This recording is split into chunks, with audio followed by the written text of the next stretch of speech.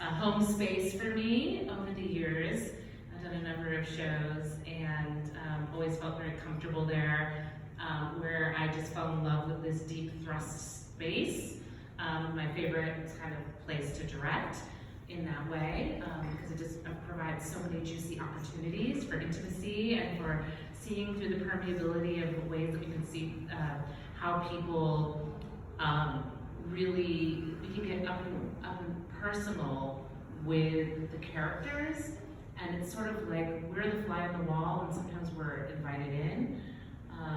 So Crumbs for the Table of Joy by Lynn Nottage is an early play of Lynn Nottage's, and one of the amazing things about it is when I first read it, Josh sent it to me and I read it and I thought, oh, I don't know, there's something like, it's a bit of a memory play, but it's also so much, it feels like I'm diving into a novel in a way. And the language is so beautiful and rich, and I'm so weird using the microphone because I'm just, an actor, but I know it helps some people hear better, so I'll just let that go. But the beauty of the language and these sort of moments that come out. So basically the story is a family that comes from the South and migrates to New York, obviously for better opportunities. There's a widower who brings his two daughters who are teenage years to New York City. They end up in a basement apartment, struggling, trying to make it. There is the sister of the mother, who happens to be a little wild and making her way also in New York City in a very different kind of way. The father is very much sort of followed his also religious, new religious community to the north, and is trying to live by these sort of very new tenets and trying to be very rigorous about the way he's raising his daughters and how he wants to create this world for them. He's very hardworking. And the sister is out and carousing with communists and going to clubs and pulling her and surviving in her own way, pulling herself together and being, like the person who's got the most beautiful coat on, and you open it up and it's like the lining is stitched together like 10,000 times, and the beautiful opportunities, these girls are trying to find their place. They're totally out of place in the North, right? They're country girls, and here they're in this city and they're trying to figure it out. They have different personalities, and they're not getting a lot of help from their father to navigate this new world, because they're kind of isolated. So it's back again to that piece of isolation, of fitting into a new place. So it is sort of like many people, many Black families who moved from the South to the North and were thrust in a totally different culture and trying to figure it out and still hold together, right?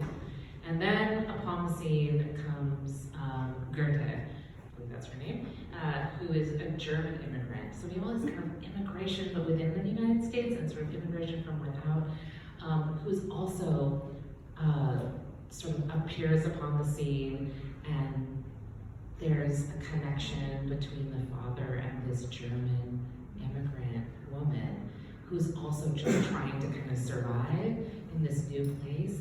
And so it's always people trying to kind of hold together and find something under sort of a new order of things, of restrictions, but trying to acclimate to the best of their ability. And so I sort of feel like they're almost clutching onto each other like a little bit of a life raft in the city, sort of on the pavement.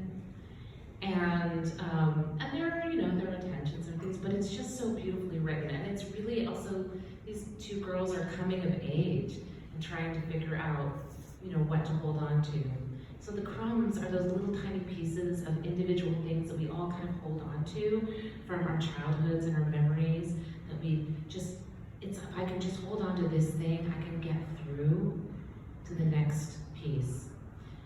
And in my head, I almost see, our sort of main character, young woman who's about to graduate from high school, and her being, I don't know, some ancestor that we now know has gone on to do amazing things, but this is like her story. So it's like an origin story, actually, in sort of a way. And it's very tender and beautiful, and in my things that I'm exploring is what happens when you have this sort of, the little pieces of life, the ephemera or the detritus of life sometimes, that sort of accumulate, and sort of surrounding our space with those things.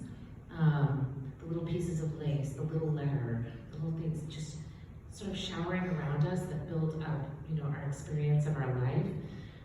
And what are those pieces of joy? What can we hold on to when things are really rough? So it's a beautiful play, it's an early play, it's just such an honor to do her work. And hopefully to create a piece that we all can see our stories in. I think that's why we do theater, right? Right? We have like our own stories, and we want to connect to something that reminds us, oh, that's where I came from. These are my people. These are these characters, but I recognize that person. I recognize that aunt. I recognize that father. I recognize my sister with a leg that can uncontrollably shakes because she, when things are really rough, she has like almost a tick, this leg that shakes. We all have those people in our stories and our histories, and so hopefully my hope is that I can bring that to everyone in the theater so that they can relive their histories and have a greater, deeper understanding and empathy for all of our stories as we move forward and try to connect to one another. So, pick my play!